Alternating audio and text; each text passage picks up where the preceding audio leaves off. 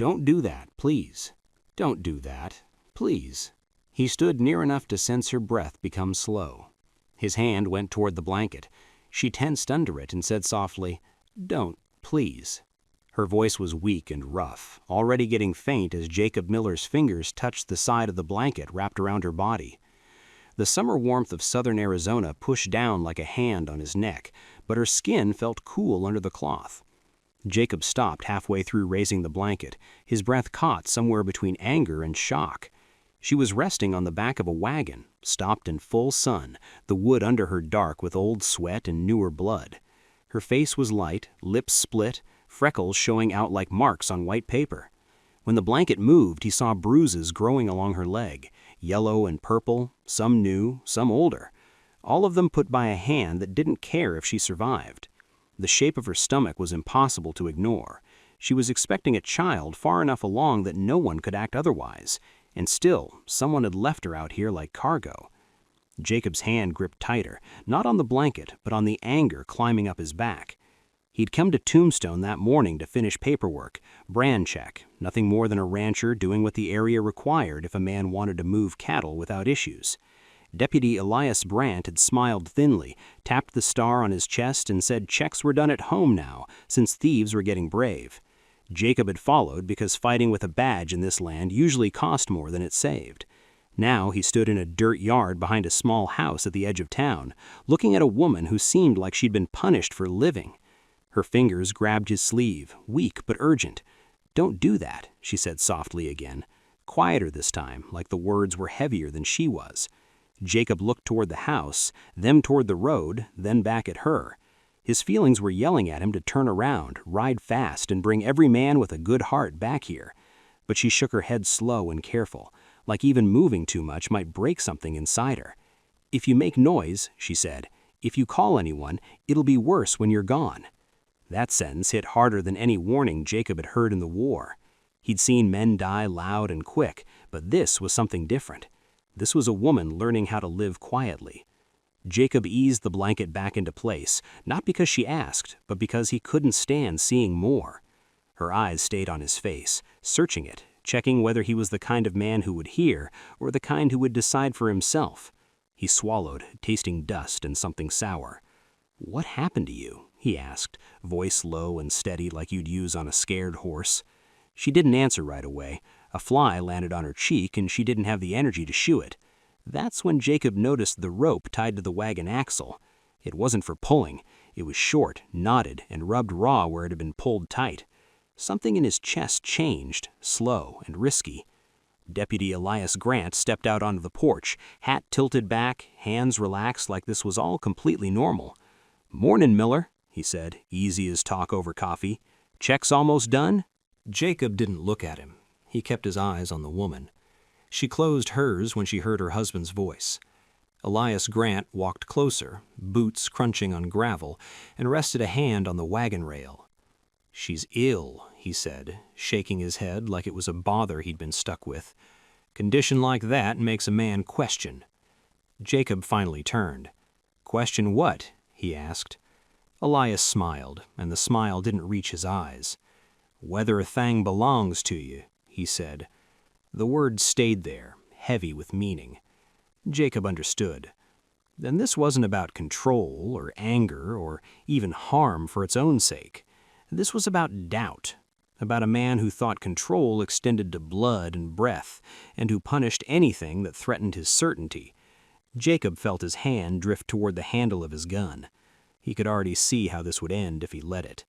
A short sound, a body falling, a woman screaming or maybe not even having the energy, a rope later somewhere public because that's how things evened out here.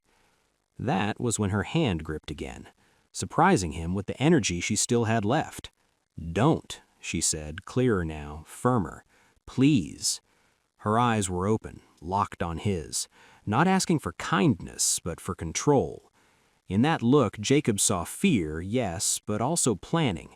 She wasn't asking him to save her honor. She was asking him not to make a choice that would ruin everything that came after. Elias watched the exchange, his jaw tightening, his smile fading. "You done looking, Miller?" he said. Jacob straightened, measured. He nodded once like a man swallowing something sour. "Check's fine," he said. Elias chuckled, satisfied, and turned back toward the house.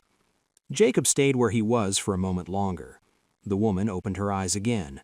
There was relief there, mixed with something darker. Sorrow, maybe, that this was the only way she knew to stay alive.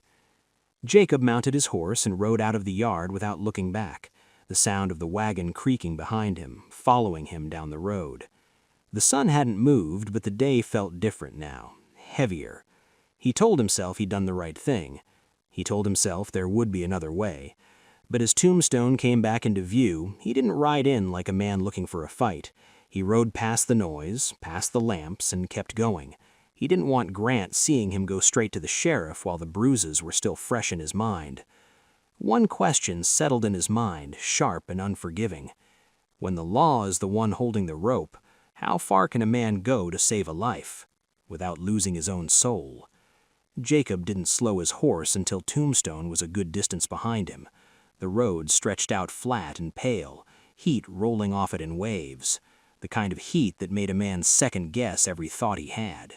He kept seeing her face, not the bruises first, though those stayed with him, but the way she looked at him when she said please. That wasn't fear alone. That was a woman doing math in her head, counting how many ways the day could still end badly and choosing the one that hurt the least.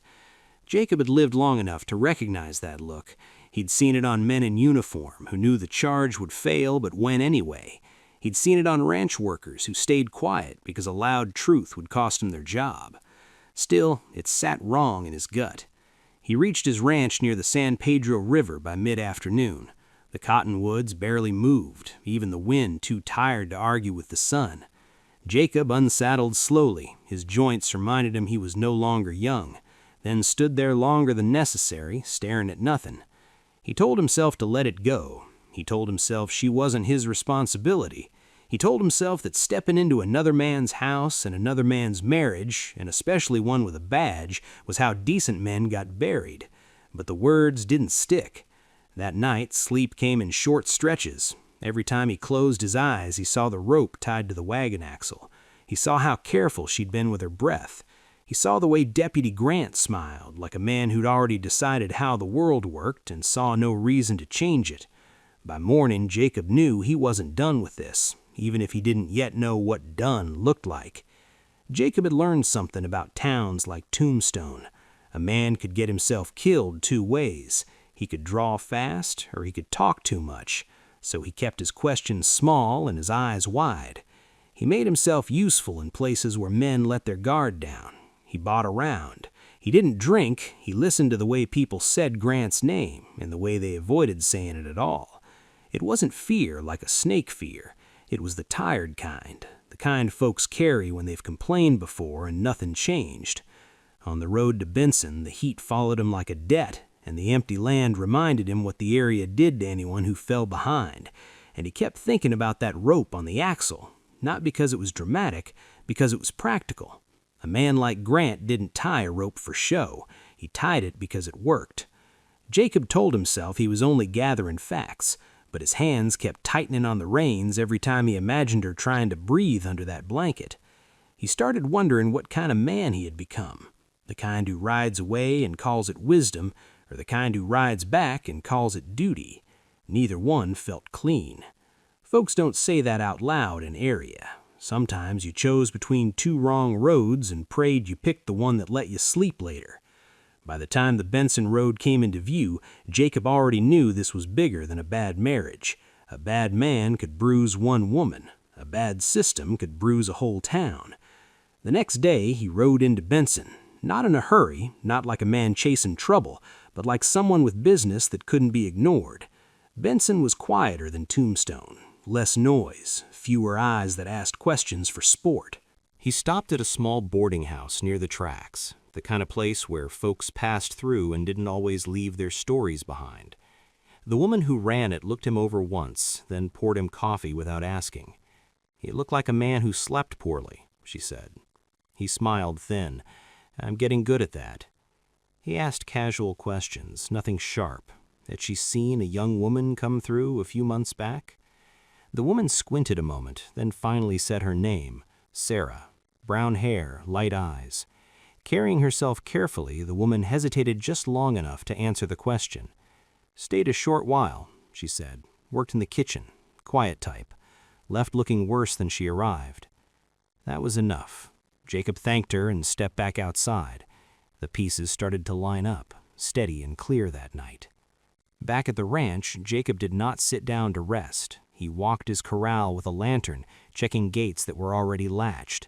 He ran his hand along the fence post and felt fresh scrape marks like something had been dragged close then pulled away. It could have been nothing, could have been everything. That is how trouble works. It never announces itself. It just leaves small signs and waits to see who notices. He found his foreman by the tack room and asked one question. "Anybody been riding the South Line after dark?" The foreman shrugged and said no, not that he'd seen, but he would not meet Jacob's eyes when he said it. Jacob filed that away, too. A man doesn't look away unless he's hiding something or scared of something or both. Jacob took the sloppy brand mark he'd seen by the river and drew it on a scrap of paper, just a rough shape. Then he pulled out his own brand papers and compared the lines. Close, but not quite. That was the trick, a small change that could turn your cattle into somebody else's story. He thought about Grant's words. Paperwork can say whatever you need it to say. Back in the war, men called that strategy, and out here they called it law. He sat on his porch with a lantern low and heard a horse far off in the dark. Just one, not coming fast, just passing, like a man checking distance. Jacob never saw the rider, but he felt the message anyway. Grant was already reaching, already testing, already deciding how much Jacob would give up before he broke. That is when Jacob understood the real danger. Grant was not going to take one strip of land and stop. A man like that never stops. He keeps taking until somebody finally stands still and says no. And if Jacob was going to say no, he had to pick the moment, because one wrong moment would not just cost him his ranch, it would cost her life. Back at the ranch, Jacob checked his cattle, walked the fence line, did the things a rancher does when he's thinking hard. He noticed a marker out of place near the riverbank, a brand burned sloppy, almost careless. It didn't belong to him, and it didn't belong to any neighbor he knew. That was when the other shoe dropped. Deputy Grant hadn't been checking for thieves, that he'd been laying groundwork. A man with a badge didn't need to steal outright. He just needed to blur the lines, make honest cattle look questionable, make honest men look guilty. Jacob realized then that the woman on the wagon wasn't just trapped by a husband. She was trapped by a system that had already decided her value. That afternoon, Jacob rode into Tombstone again. Careful this time. He kept his hat low, his mouth shut and his ears open. In the saloon, he heard Grant's name more than once. Not spoken kindly, not spoken openly either. A man who enforced rules different depending on who was paying. A man who liked his authority simple and his temper unchecked. Jacob sat with a beer he barely touched, listening. He laughed when it was expected. He kept his hands on the table. No reason to give Grant a show yet. When he left, he nearly ran into Grant himself just outside the door. The deputy looked him up and down. "Back so soon, Miller?" he said. Jacob shrugged. "Paperwork has a way of following a man." Grant smirked. "Funny thing about paperwork," he said. "It can say whatever you need it to say." Jacob nodded like he learned a long time ago when to keep his mouth shut. They parted without another word, but something had changed. Grant knew Jacob was thinking. Jacob knew Grant was watching. That evening, Jacob made a decision, and not a loud one, not a brave one, at least not yet. He decided to wait, to learn, to see where the cracks were before trying to force anything open, because charging in hadn't helped her yesterday, and it wouldn't help her tomorrow either. He sat on his porch as the sun dropped low, the sky turning the color of old copper. Somewhere, miles away, a woman lay under a blanket on a wagon, counting hours instead of dreams. Jacob lifted his cup, now filled with something stronger than coffee. "If you've made it this far," he said quietly, "stick with me a little longer. If these old stories are your kind of company, subscribe and stay with me. Settle in, take a sip of whatever's in your cup. Tell me what time it is, where you are, and where you're listening from. Because what happens next is where this story stops being simple and starts asking something back from the men who hear it." Jacob thanked him, gave him water for the ride back, and watched him go. That was Grant testing the fence, not the wood kind, the other kind. By noon, Grant arrived alone. No hurry, no badge talk, just a man riding up like he owned the dirt beneath Jacob's boots. They walked the herd together. Slow and quiet, Grant pointed out tracks that could have been anything. Jacob nodded like he was seeing it for the first time. They stopped near the river where the ground stayed soft while Grant crouched and brushed dirt aside with his hand. That brand again, the sloppy one. Funny thing, Grant said. Some of these marks are starting to look real questionable. Jacob felt the trap closing. He kept his voice even. Cattle move, brands blur. Happens every summer. Grant stood, dusting off his hands. Sure does. It'd be a shame if paperwork didn't match what's out here. He let that sit. Then he made the offer. Not loud, not threatening, just practical. A strip of land near the river. A signature. A quiet understanding. In return, Grant said he would make sure no one bothered Jacob. Not about the cattle, not about anything else. Jacob knew exactly what that meant. It meant the woman on the wagon would be allowed a doctor. It meant the rope might come off. It meant Grant would still sleep easy. Jacob asked for time. Grant smiled like a man already paid that night. Jacob poured himself a drink and stared at the paper Grant left behind. He thought of the war again. Orders that promised safety and delivered graves. He didn't like the bargain. He just liked the idea of her seeing a doctor more than he liked his own pride. By morning, he signed. In his head, that signature felt like finishing the problem. In his gut, it felt like stepping onto a trap he'd helped set for himself. He rode into town and handed it back without ceremony, and Grant barely glanced at it. "You did the right thing," he said. "Most men don't." Jacob rode away with the taste of ash in his mouth. 2 days later, the trouble came anyway.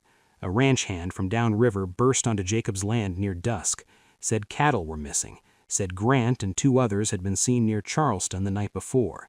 By morning, the rumor was everywhere. Jacob Miller was mixed up and rustling. That signed paper did not protect him. It marked him. By afternoon, 2 deputies rode up. Grant stayed back, watching from a distance. They took Jacob in without drama, just iron on his wrists and a walk that felt longer than it should have. The cell was hot, the bench splintered. No one asked questions. That night, someone hit him hard enough to make a point, not enough to leave marks anyone would admit to seeing. Jacob lay awake after, staring at the ceiling, thinking about the paper he had signed, thinking about how easy it was to believe you could buy peace from a man who never wanted it. While Jacob sat in the dark, the wagon came back out. Sarah was too weak to argue, but not too weak to notice patterns. Grant said it was fresh air. She knew it was control. The blanket went around her again. The rope stayed. She stared at the sky until her eyes burned. Later, she heard him inside, moving rough, cursing at nothing. The sound of a bottle set down too hard. Then the house went quiet. Sarah waited, breathing through the fire in her side, and eased off the wagon just enough to reach the open doorway. Her fingers closed on a ledger, left careless on the table, as if he'd forgotten anyone else in the world could read. She dragged it back inch by inch, hid it under the blanket, and froze when his boots creaked on the porch. She didn't read much, just enough. Names, dates, brands rewritten, money moving like it had its own trail. Later, when a woman from Benson arrived with supplies, Sarah passed it along with a look that said more than words could. Back in the cell, Jacob heard Boots stop outside his door. Grant stood there relaxed. "Funny thing," Grant said, "about doing favors. People expect more." Jacob looked up at him slowly. "That's usually how it goes." Grant leaned closer. "I'd sit tight if I were you.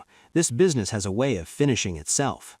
Grant walked away. Jacob closed his eyes. He had finished something, all right, and he was just starting to understand the cost.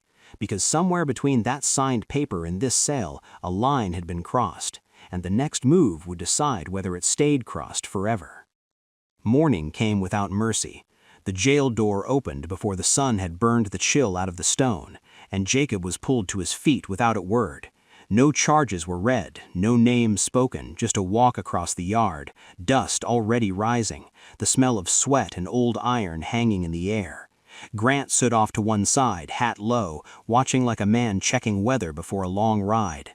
Jacob understood then that this was not about law, it was about pressure. They wanted him tired, confused, willing to say something careless just to make it stop. They questioned him in a measured way. Where were you the night the cattle went missing? Why did your brand show up wrong by the river? Who else had access to your land? Jacob answered plain and short. He did not argue. He did not explain. He knew better than to give a man like Grant anything to twist. By midday, they shoved him back into the cell. No food, a tin cup of water. The heat settled in like it planned to stay. Jacob leaned against the wall and breathed through his nose, counting heartbeats. He had learned that trick a long time ago. In the afternoon, a familiar voice drifted through the bars. A rancher from up the road, an old friend. He did not look Jacob in the eye. He said he was sorry. He said people were talking. He said maybe Jacob ought to consider leaving things alone. That was when Jacob knew the net was wider than he thought. Meanwhile, out behind the house at the edge of town, Sarah's world had shrunk to the length of the wagon bed.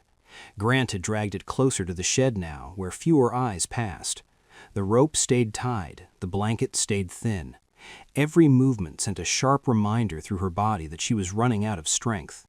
Grant came and went, sometimes quiet, sometimes angry, always watching her like she might disappear if he blinked. That evening, the woman from Benson came again with supplies. Grant stood too close, asked too many questions, but Sarah managed to slip the ledger into the woman's hands, wrapped in cloth, hidden among jars and folded shirts. No words, just a look. The woman nodded once. That was all it took. Back in town, Jacob's chance came the way chances often do in places like this. Not clean, not fair. A drunk was thrown into the cell next to him after dark. Loud man, a careless man, one who talked too much. Between curses and laughter, he let slip a name tied to Grant, a name tied to freight moving through Benson. Jacob listened, filed it away. Later that night, Boots stopped outside his cell again. Not Grant this time. It was a deputy Jacob had known years back, a man with tired eyes and a limp that never healed right. Jacob had pulled him out from under a rolled wagon once, back when nobody was watching and nobody was keeping score. The deputy slid close to the bars and kept his voice low. "Grant's filing papers at dawn," he said. "Once that ink dries, you won't walk out of here alive." Jacob held his gaze. "Then why help me?" The deputy swallowed. "Because I still remember who pulled me free." He waited until the hallway went quiet, until the night guard drifted to the other end. Then he worked the keys with shaking hands. The lock clicked soft. Jacob stepped out like a man leaving a church. Quiet, careful, no hero in it, just survival. Jacob did not thank him. Men like that did not want thanks. He slipped out into the night, keeping low, moving slow, letting the town sleep while he disappeared. By dawn, word spread fast. Jacob Miller had fled. A guilty man runs. That was all most folks needed to hear. Grant made sure of it. He rode out with 2 others, not to catch Jacob, but to make a show of trying. He told anyone who would listen that the matter was nearly settled, that justice would be done. Back near the river, Jacob hid his horse and watched the road. He waited. When he saw Grant ride past without urgency, without real search in his eyes, Jacob understood something important. Grant did not want him dead. Not yet. He wanted him ruined. That afternoon, Jacob found the woman from Benson on the road. She had been waiting. She told him something else in a whisper. There was a telegraph office in Benson, and a message could ride wire faster than any horse if you knew who to send it to. She handed him the wrapped ledger without a word. Jacob read until his hand shook. Names, dates, payments, brands altered, land marked. It was all there, enough to hang a man if it reached the right ears. Jacob closed the book and looked toward town. The sun was dropping, the heat had not let up, and somewhere behind a shed a woman lay on a wagon counting breaths. Jacob knew what he should do. Ride hard. Get this book to someone who mattered. But another thought crept in. Quieter and more dangerous. Maybe he could finish it himself, end it before another night passed. He mounted up as the sky turned red, and as he rode toward town again, one question followed him like a shadow. Was he still trying to save her, or was he about to make the same mistake twice? Jacob slowed his horse before he reached the edge of town. The sky was still holding the day's heat, red and low, the kind of evening where men made mistakes because everything felt close and tight. He tied the reins and walked the rest of the way, boots quiet in the dirt, the ledger wrapped tight under his coat. Every step toward Grant's place felt heavier than the last. He could still turn back, ride hard through the night, hand the book to someone clean and far away, let the law grind slow and proper. But then he pictured the wagon again, the rope, the way her breath had sounded like it was rationed. Jacob moved on. Grant's yard was quiet when he slipped in. No voices, no music, just the creak of wood and the dry sound of insects. The wagon stood where it always had, back near the shed, half in shadow now. Sarah lay on her side, blanket pulled tight, one hand resting on her belly like she was holding something in place. Jacob stopped a few feet away. He did not touch her at first. He did not want to startle her. She opened her eyes anyway, but she knew the sound of his boots. "You came back," she said, more statement than question. He nodded. "I should have handled things different," he said. Her mouth twitched something like a smile trying to survive. "You still can." Jacob crouched close enough now to see how tired she really was. Her face looked older than it had days ago. Time moved faster when fear was doing the counting. He told her about the ledger, kept it simple. Her eyes sharpened as he spoke. "So he really was doing it," she said. Jacob nodded again. Before he could say more, a voice cut across the yard. "You got nerve, Miller." Grant stepped out of the house, gun loose in his hand, confidence back where it always lived. I wondered how long it would take. Jacob stood still. He did not reach for his gun. Grant noticed. That pleased him. "Funny thing," Grant said, "about men who think they're righteous. They always come back alone." Jacob glanced at Sarah. She was watching his hands, watching his breathing. She shook her head once, almost invisible. Grant took a few steps closer. "You planning to lecture me, or are you finally ready to finish this?" Jacob felt the weight of the gun at his side. He knew he could draw. He knew he could shoot. Grant was close enough, too close to miss. The picture flashed clear. Dust, noise, then quiet. It would be over. That was when Sarah pushed herself up, pain written across her face. "Don't do that," she said. "Please." The words were barely louder than the insects, but they cut clean. Jacob froze. Grant laughed. "Hear that?" he said. "Even she knows when to stop." Sarah kept her eyes on Jacob.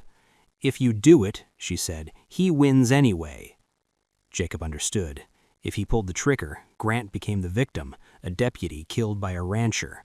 The ledger would vanish and the story would shrink, and she would still be alone, just in a different way. Jacob let his hand fall away from the gun. Grant's smile faded. "You think that makes you smart?" he said. "It makes you weak." Jacob did not answer. He stepped back, deliberate, careful, putting space between himself and the wagon. Grant watched him go, satisfied. "That's right," he said. "Run again." Jacob mounted his horse without hurry and rode out of the yard. Not fast, not slow, just steady.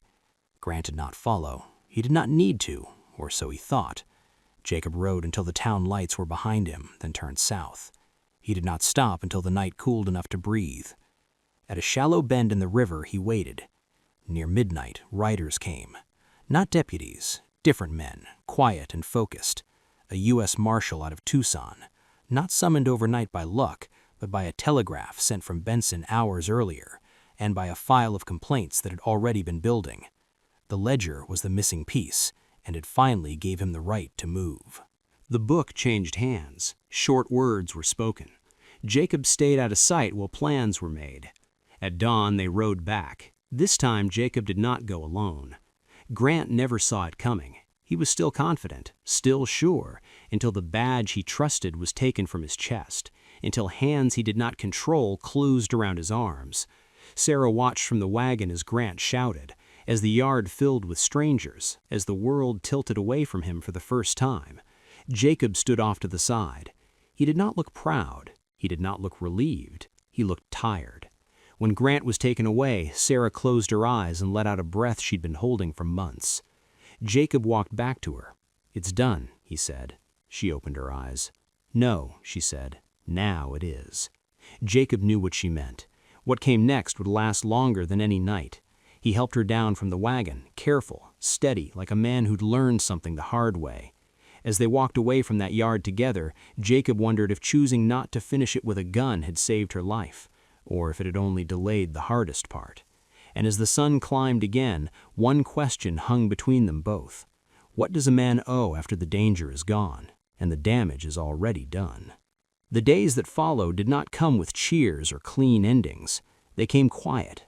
Grant was taken south under guard, his name already changing shape in the mouths of men who had once nodded to him on the street. A badge can shine one day and feel heavy the next. Sarah stayed at Jacob's ranch by the river, not as a guest, not as a burden, but as someone allowed to rest without fear. The first morning she woke without listening for boots outside. That alone felt strange. Jacob noticed the small things, how she drank water slow, like she was afraid it might be taken away, how she flinched when a voice carried too sharp, how she apologized for things that needed no apology. He did not rush her. He had learned what rushing cost. They worked side by side when she felt strong enough, quiet tasks, shelling beans, mending cloth, watching the river move without asking it to hurry. Some afternoons they spoke, some afternoons they did not, and both felt right. Jacob spent his evenings on the porch thinking about the choice he almost made, the gun, the shortcut, the clean ending that would have ruined everything that came after. He realized something then. Finishing something is not the same as fixing it. A man can end a problem and still lose his soul in the process. The law did its slow work. The ledger made its way through hands that could not be bought. Land was returned. Names were cleared. Not quickly, not perfectly, but enough. Sarah gave birth near the end of summer. A long night, hard work, pain that reminded everyone how close life and loss always stand. When the child finally cried, the sound filled the room in a way no gunshot ever could. Jacob stood outside, hat in his hands, staring at the dark, breathing like he had just come up from deep water. Later, Sarah brought the baby to the window, did not say anything, just let him see. Jacob nodded once. That was all. Life settled into a new shape, not easier, just steadier. And that is often the best a man can hope for. If this story hits home, that moment you held back and it saved more than it cost, let me know. Give this video a like. It helps these old trails find the next good listener. And if you want more stories like this, subscribe. It keeps the campfire lit around here. Before we part, pour yourself another sip of whatever's in your cup. Then drop a comment. What time is it where you are, and where are you listening from tonight? Because these stories do not belong to one place or one age. They belong to anyone who has ever stood at a crossroads and chosen patience over pride. Jacob never forgot the day he almost pulled the trigger. Sarah never forgot the day she asked a man to stop. Both of them lived better because of that moment. And maybe the next time you're standing in your own heat, feeling the pressure to end something the wrong way, you will remember this. Not every problem needs a fast ending. Some need a steady hand. Some need time. And some need you to walk away with your soul intact. That is not weakness. That is how a life gets built. One careful choice at a time.